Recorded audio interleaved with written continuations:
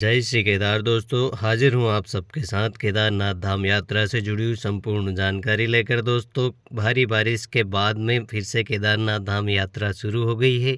तो केदारनाथ धाम यात्रा में कितने श्रद्धालु आ रहे हैं, मौसम कैसा है, रजिस्ट्रेशन कैसे हो रहे हैं, हेलीकॉप्टर की बुकिंग कैसे कर सकते हैं, दोस्तों इस वीडियो में मैं आपको संपूर्ण जानकारी देना चाहता हूँ।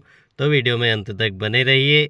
और अगर आपने अभी तक हमारे चैनल को सब्सक्राइब नहीं किया है तो चैनल को सब्सक्राइब कर लीजिए, जिससे कि आपको केदारनाथ धाम यात्रा से जुड़ी हुई संपूर्ण जानकारी प्राप्त हो सके।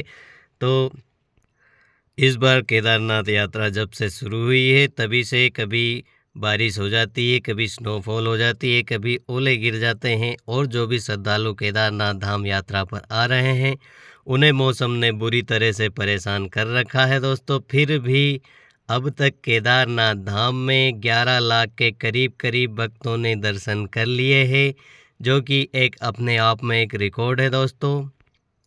और महादेव के जो भी श्रद्धालु, जो भी भक्त भोले बाबा के दर्शन करने के लिए आते हैं, उन्हें मैं दिल से प्रणाम करता हूं कि इतनी हजारों मुसीबतें सहन करने के बाद भी वह केदारनाथ धाम तक पहुंच ही जाते हैं और बाबा केदार के दर्शन प्राप्त करके ही यहाँ से वापस जाते हैं।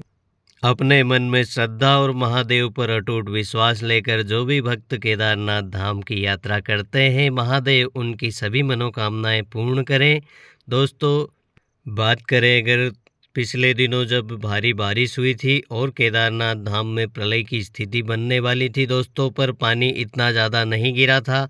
फिर भी दोस्तों, जो भी यात्री केदारनाथ धाम में आए हुए थे, गौरीकुंड से जो केदारनाथ धाम की तरफ निकल चुके थे, वह बुरी तरह से फंस गए थे। और जिन भी यात्रियों ने उस झरने का वह रौद्र रूप देखा, वह बुरी तरह से डर गए थे। और ऐसी भारी बारिश के चलते केदारनाथ धाम यात्रा को कुछ समय के लिए रोका गया था दोस्तों। जैसे ही बारिश खुल गई और उसके बाद में मौसम जैसे ही साफ हुआ तो यात्रा को फिर से सुचारू रूप से चालू कर दिया। पर दोस्तों, अब मानसून में जो यात्रा चलने वाली है वह बहुत ही नियमित और शर्तों के साथ चलने वाली है। दोस्तों, बात करें अगर केदारनाथ धाम में कितने श्रद्धालु अभी आ रहे हैं दोस्तों, तो मानसून सीजन में 5 से 7 हज़ार के बीच में श्रद्धालु केदारनाथ धाम की तरफ आते हैं। और दोस्तों, बात करें अगर रजिस्ट्रेशन की, तो रजिस्ट्रेशन ऑफलाइन आप हरिद्वार, ऋषिकेश या फिर रुद्रप्रयाग या गौरीकुंड में भी आप अपना रजिस्ट्रेशन ऑफलाइन करवा सकते हैं। और दोस्तों, अगर आपके पास रजिस्ट्रेशन नहीं भी होगा तो भी आपको केदारनाथ धाम यात्रा के लिए रोका नहीं जाएगा। दोस्तों, बात करें अगर हेलीकॉप्टर बुकिंग की, तो हेलीकॉप्टर बुकिंग कल से शुरू हो गई है और आप IRCTC की वेबसाइट पर जाकर ही हेलीकॉप्टर की बुकिंग करें। आप दोस्तों अन्य किसी वेबसाइट पर जाकर अपनी हेलीकॉप्टर की टिकट बुकिंग न करें दोस्तों। बहुत ही सारे श्रद्धालुओं के साथ में फ्रॉड हो चुका है, तो आप सावधान रहिए और एक हेलीकॉप्टर की बुकिंग IRCTC की वेबसाइट पर ही करिए दोस्तों, अन्य किसी जगह से ना करें।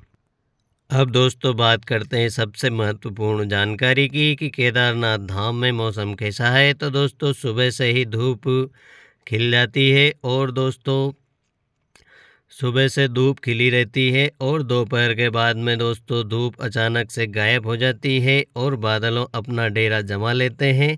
और दोस्तों, हल्की फुल्की बारिश शुरू हो जाती है और पिछले 3 दिन से रात्रि में भारी बारिश भी देखी गई है दोस्तों, और जो कि सुबह होते ही बारिश रुक जाती है और दोपहर के बाद से दोस्तों फिर से बूंदाबांदी चालू हो जाती है और बारिश अपना धीरे धीरे अपना जो स्तर है वह बढ़ाती रहती है और शाम होते होते बारिश बहुत ही ज़्यादा तेज़ हो जाती है।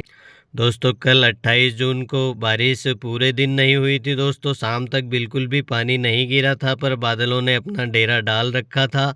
और आज दोस्तों देखते हैं मौसम कैसा रहता है पूरे दिन, उसके बारे में भी आपको जानकारी देंगे। और दोस्तों, केदारनाथ धाम यात्रा फिर से शुरू हो गई है और अगर आप केदारनाथ धाम यात्रा पर आना चाहते हैं तो बहुत ही ज़्यादा सावधानी के साथ आप केदारनाथ धाम यात्रा करिए दोस्तों, क्योंकि मानसून सीजन में यह यात्रा करना बहुत ही ज़्यादा रिस्की हो जाता है। क्योंकि दोस्तों पूरे रास्तों में पानी भरा हुआ रहता है, जगह जगह लैंडस्लाइड का भी खतरा बना रहता है।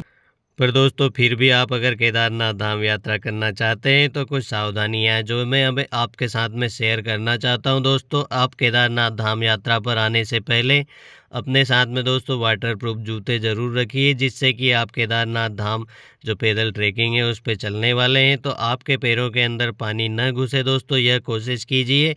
उसके बाद में दोस्तों आप अपने साथ में एक स्लीपर हवाई चप्पल ज़रूर रखिए दोस्तों, क्योंकि कभी कभी क्या होता है कि बहुत ही ज़्यादा मात्रा में रास्तों से पानी बहने लगता है, जिसके कारण आपने चाहे जैसे भी जूते पहने हो उनके अंदर पानी घुस ही जाता है दोस्तों। और अगर आप पानी घुसे हुए जूते को पहनकर दोस्तों रेगुलर यात्रा करते रहेंगे तो आपके पैरों की चमड़ी निकलने का खतरा बना हो रहता है।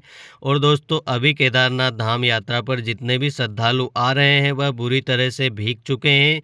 चाहे रेनकोट भी पहना हो दोस्तों फिर भी हमें पूरे दिन यात्रा करनी पड़ती है, तो जिसके कारण केदारनाथ धाम यात्रियों की स्वास्थ्य खराब होने की खबरें आ रही हैं दोस्तों। तो आप अगर केदारनाथ धाम यात्रा करना चाहते हैं तो अपने साथ पूरी सावधानी के साथ यात्रा करें दोस्तों। आपकी यात्रा मंगलमय हो। जय श्री केदार। मिलते हैं अगली वीडियो में।